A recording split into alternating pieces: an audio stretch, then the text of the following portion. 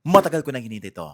Redmi Note 15 4G is finally here. Bigger, better, 3D curve na yung display. Funny approved daw, sabi ng pro player namin dito, si MG. Very smooth yung galawan, very responsive. Wala to ghost touch sa gilid-gilid. Napaka-bright, napaka-vibrant pa ng display. Yung battery 6,000 mAh, 33 watts fast charging, and the camera is 108 MP super clear camera. Na-testing ko na po siya. Napakaganda ng camera niya. Malinaw, panalo rin sa portrait. Ito ba yung tsura nun? Especially sa video.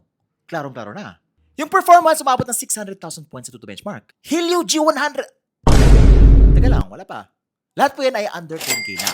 Yes. Still, mura pa rin ang cellphone ni Xiaomi. Kung yung iba nagmamahal na, si Infinix mahal na, Tecno mahal na, Vivo, Oppo sobrang mahal na talaga. Pero si Xiaomi, nagawa pa rin niya na ibaba ang presyo ng Redmi Note 15 4G, 8128, less than 10K lang. Actually, 8K ko na siya nabili sa Shopee, so nice. But before you buy, alamin mo natin kung okay siya para sa inyo. Let's unbox it. Sabihin you're watching Unbox Diaries. Ooh. So ito yung box, very big, very thick, powered by Xiaomi HyperOS. By the way, HyperOS 2.0 na po siya. May mga updates po to. Hindi katulad ni... Okay, tingnan natin sa ilalim. Ang ganda, ang nipis, ang nota mo. Redmi Nota 15. Small box inside. SIM ejector pin. Andito yung papeles. May safety information at meron siyang quick start guide and warranty card. Andito na rin yung kanyang casing. We're getting the Type-C cable and the 33-watt fast charger. So lahat ng specs niya nasa harapan. High durability display glass daw. Diba? Parang wala akong nakitang Corning Gorilla Glass dito. Pero yun, ito din po yung itsura ng phone. Matibay daw po siya. Yan, tinatry ko lang ngayon. And, okay pa naman. So, ibebenta ko sa inyo guys to 8K na. Check that out. 3D curved display po siya. Manipis. At very premium po yung kanyang itsura. Especially the black color. It looks so premium.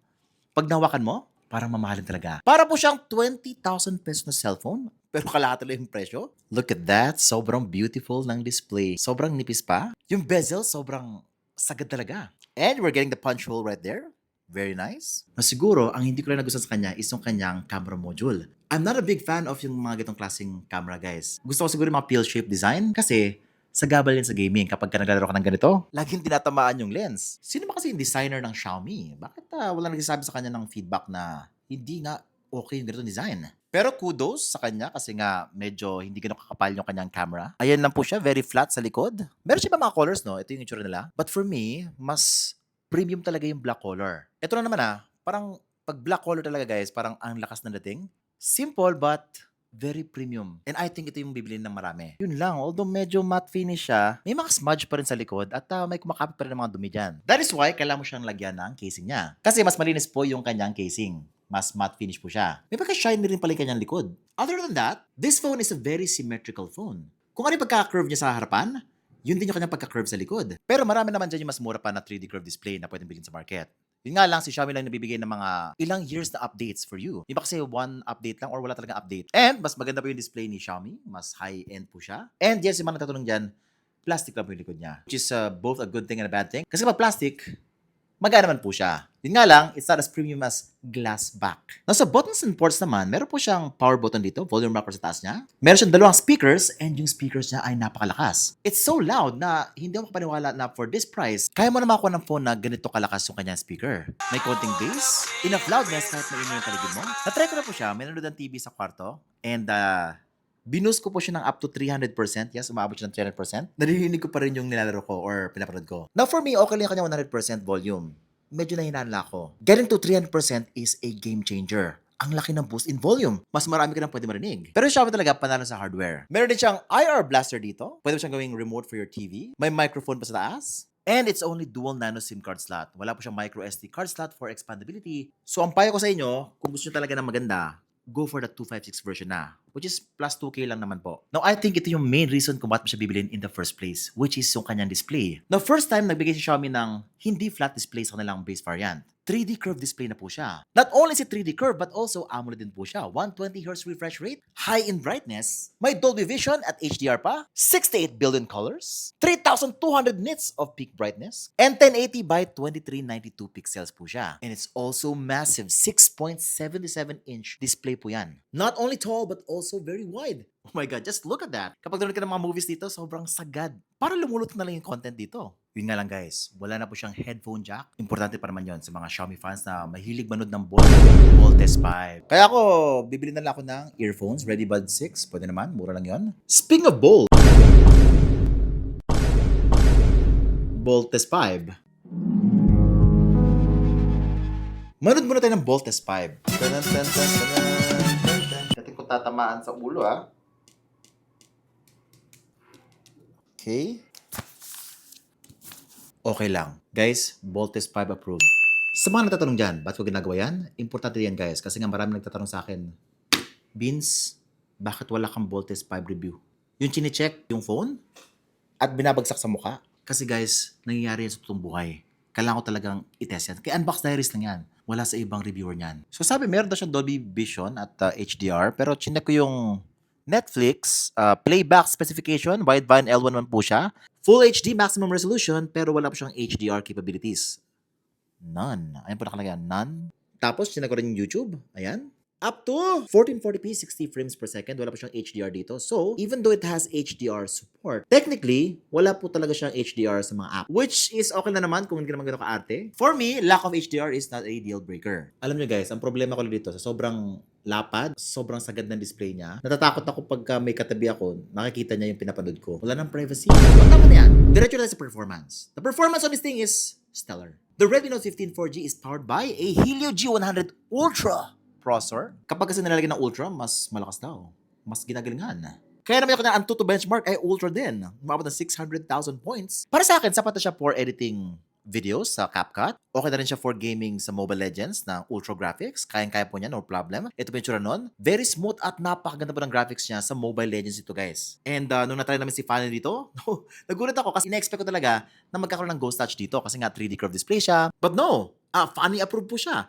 Gushun approved. And umabot siya ng up to 240Hz touch sampling rate daw. Tinest ko naman din siya dito, 250 yan. Wala po siyang game mode, guys. Wala siyang parang extra boosting features para sa display to enhance sensitivity. So, ang max niya po is parang 250Hz dito sa testing namin. Ayan. Pero yun, very smooth po yung experience niya dito sa Mobile Legends. Wala akong problema whatsoever. Malayo yung difference niya compared sa mga tunay na entry level talaga, yung mga 3,000 lang, 5,000. Yung talaga naglag talaga guys. Ito kahit mag-clash siya, okay pa rin siya. Smooth na smooth pa rin. Kahit mag-funny ka, up and down, left and right, wag wala ka sa map, okay pa rin yan. Ganun din sa Honor of Kings, walang problema. Ito po yung kanyang settings, kompletong-kompleto. Call of Duty, medium graphics, max frame rates. Kaya-kaya naman. At syempre, sa Call of Duty naman, malaking tulong talaga yung kanyang speakers. Nakakadagdag sobra sa kanyang immersion. So kung Call of Duty fan ka, ito talaga yung phone na bibilin mo. Siguro hindi Infinix phone. And knowing Xiaomi, after some time, kompleto na po yung kanyang settings. Kasi parang halos lahat guys, supported talaga si Xiaomi. Tinry ko yung Poco F8 Ultra nila, kompleto guys. And si Redmi Note 14, after some time, kompleto rin yung kanyang settings. So yun ang abangan mo kay Xiaomi. Yung updates, yung support ng mga ibang developers para sa kanya. Yan po yung advantage ng pagkakaroon ng isang Xiaomi phone. Yun nga lang kapag medyo mabigat na yung game, Genshin Impact, as responsive as a true flagship device. Hanggang, nakita parang low graphics lang guys. Umabot naman siya ng mga 40, 50 frames per second at low graphics. This is, I feel, the limitation talaga ng processor na to. Sa heating naman, umiinit naman siya. It gets warm kapag naglalaro ka ng Genshin Impact, Mobile Legends, lalo na kapag sa hapon ka naglalaro, it really gets hot kapag medyo mainit na sa lugar nyo. Now, syempre, nakita nyo ba yan? 4 daw yung camera niya sa likod, pero 2 lang po yan. Yung main camera niya is 108MP main sensor at 2MP depth sensor lang po yan. Yung iba naman ay yung flash lang at yung kanyang dummy camera. Ginagawa nila to para lang sa design, guys. Para, impressive. Mukhang 4 yung camera. Pero 2 lang pala yan. 20 megapixel selfie camera naman siya. Very sharp po yan. Ito po yung itsura ng mga photos niya. Now, at first glance, very sharp po siya, especially in outdoors. Very detailed. Maganda yung dynamic range. Kaya lang yung color ay hindi ganun ka-natural. Ba't ganun? Parang may filter siya. Wala kaming na filter dito. At in-update na namin yung software dito ha. Pero ang ganda ng mga portrait shots dito. Ayan si Ban. Ayan o. Oh, pogi oh. Pero yun, kung kailangan mo talaga ng super natural, super accurate colors, this might not be it guys. But guys, meron siyang 1080p 60 frames per second sa kanyang video.